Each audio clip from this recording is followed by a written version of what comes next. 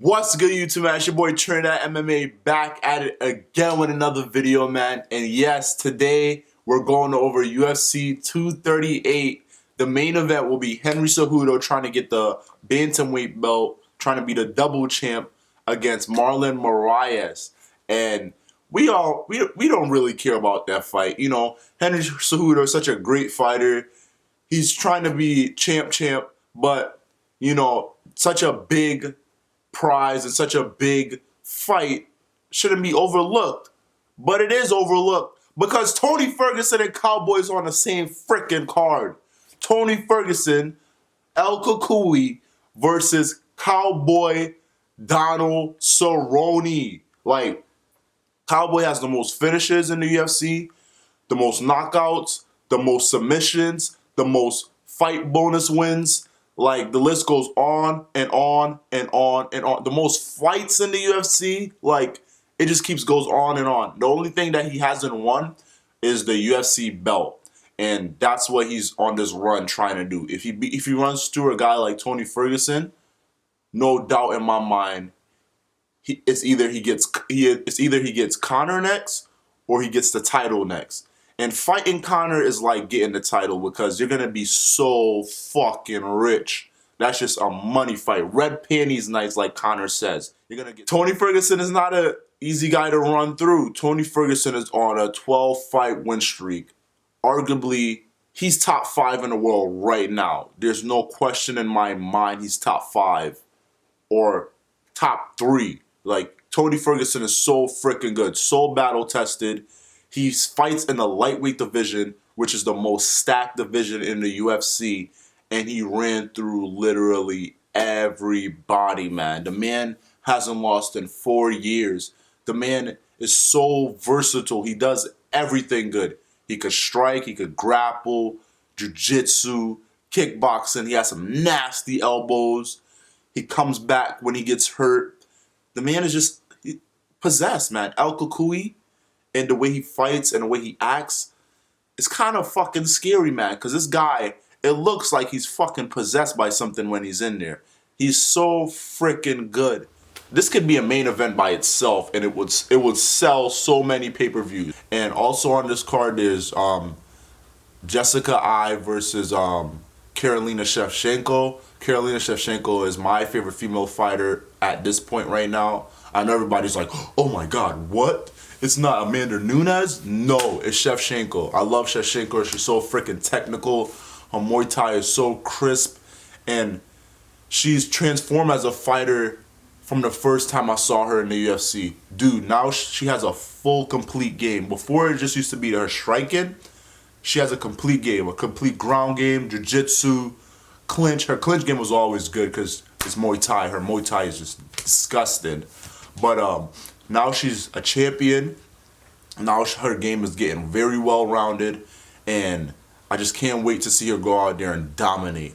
But first, we're going to go over the Tony Ferguson and Cowboy fight. Then we're going to go over Karolina fight. And then we're going to go over Henry Cejudo's fight. So let's hop right into the Cowboy and Tony Ferguson prediction. So in the fight with Cowboy and Tony Ferguson, this is such a tough fight. Both guys are well-rounded. Both guys are not just, you know, strikers or just freaking grapplers. They're good at everything.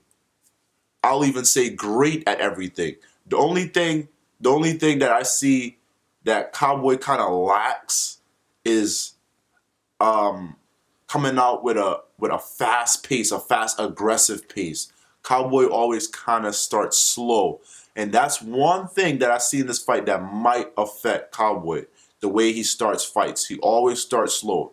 If you're a Cowboy fan, if you watch Cowboy, you always know he always comes out there and he gets tagged up in the first couple rounds, and then he gets his feet under him, and then he's like a possessed monster again, just like Tony. But it's a tough fight to call, man. Cowboy just fought Al Quinta, just came off a war, and 3 weeks later, now he's fighting Tony Ferguson on short notice. The last time he did that, he got knocked out by Darren Till. I'm not saying he's going to get knocked out, but the last time he did that, and he fought very soon again, it wasn't very good. Joe Rogan talked about it. Brendan Schaub talked about it. So I'm not saying that it's gonna happen, but the last time he did it, it actually happened, and that's a concern of mine. Hopefully, Cowboys are 100% when he gets in there, because he's up there in age, and he did receive a lot of damage in that Al LaQuinta fight. It was a war. It really was a war. So that kind of bothers me as well, that Cowboy took this fight on such short notice. But sorry about that, guys. So the way I see this fight going, I see Tony Ferguson coming out quick, applying the pressure like he does in all his fights. He just keeps moving forward. He kind of fights like Kane. Just constant fucking pressure. Constant pressure. Mexicans, man.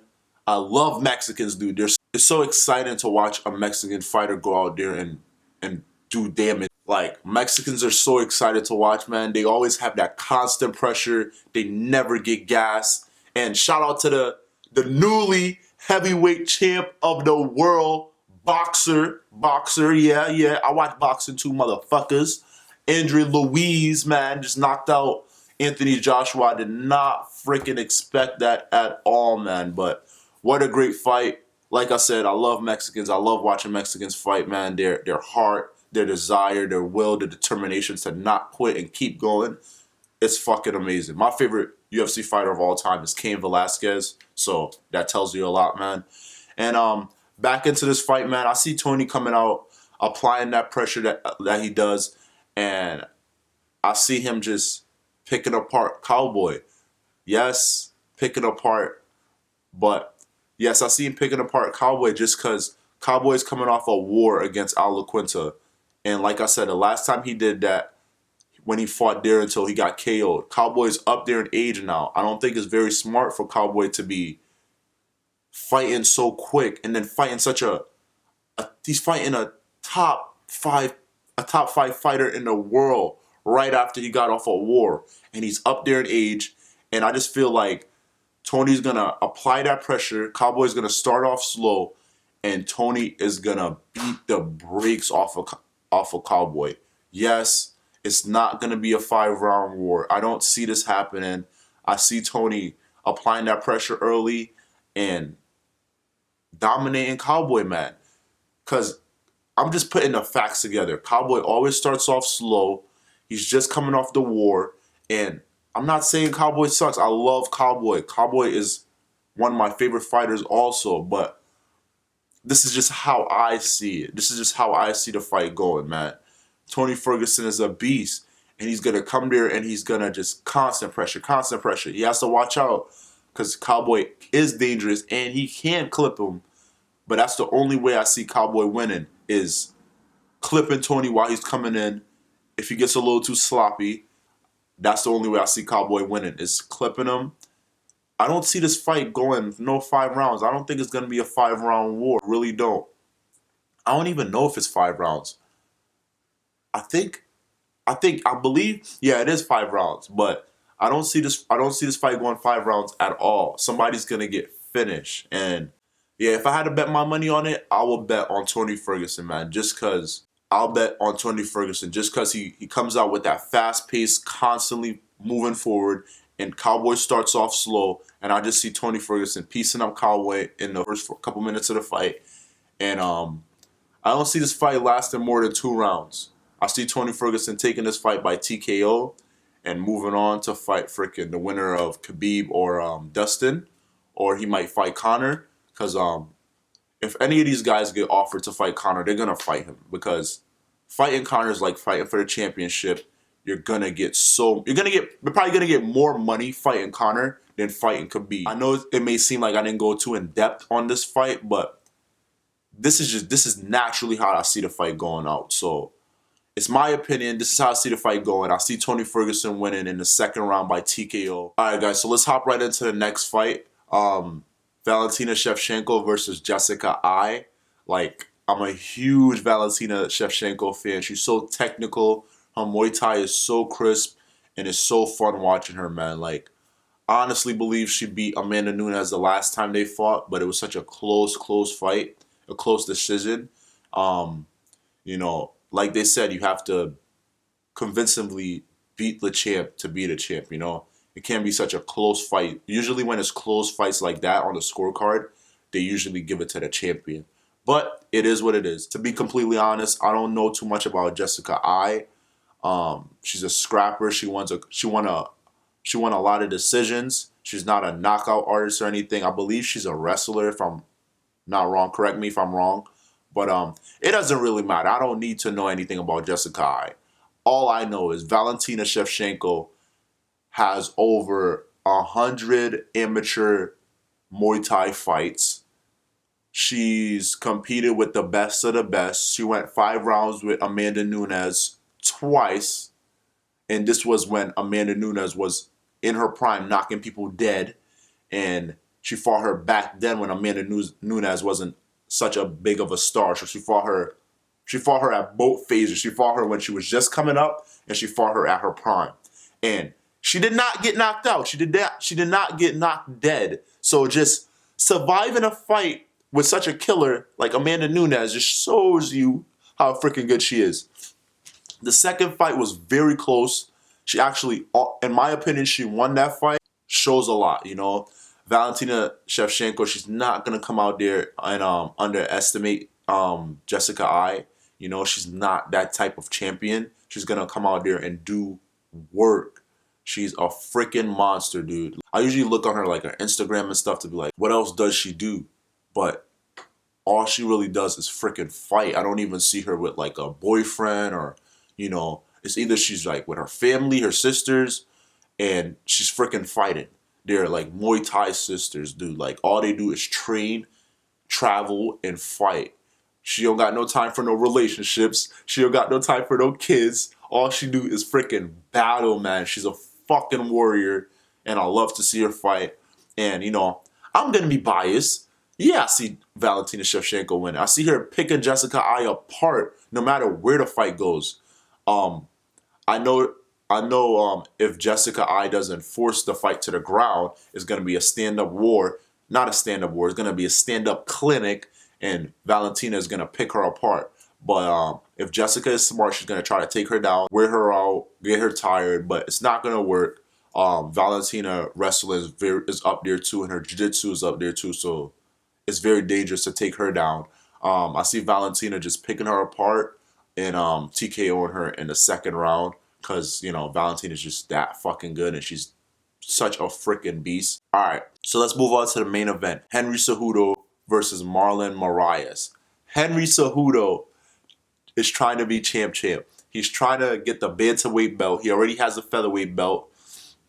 He beat arguably the best UFC fighter of all time, Mighty Mouse. He has a fucking gold medal.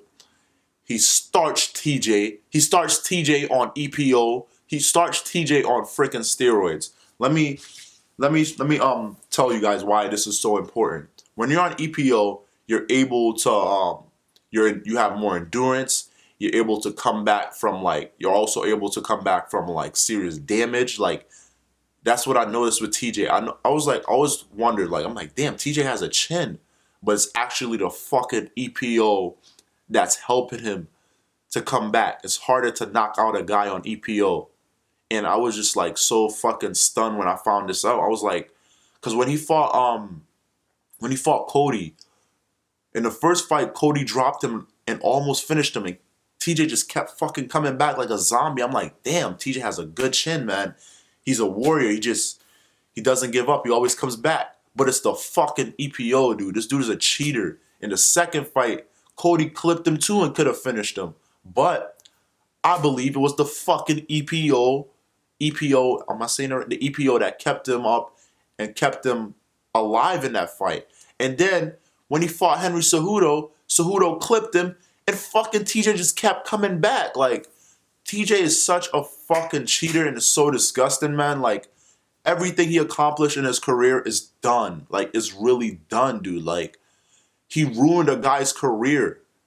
Like, taking steroids affects, it affects you. It affects the people you're fighting, because you could hurt them. You could hurt them even more now because you're on fucking juice. You're on roids.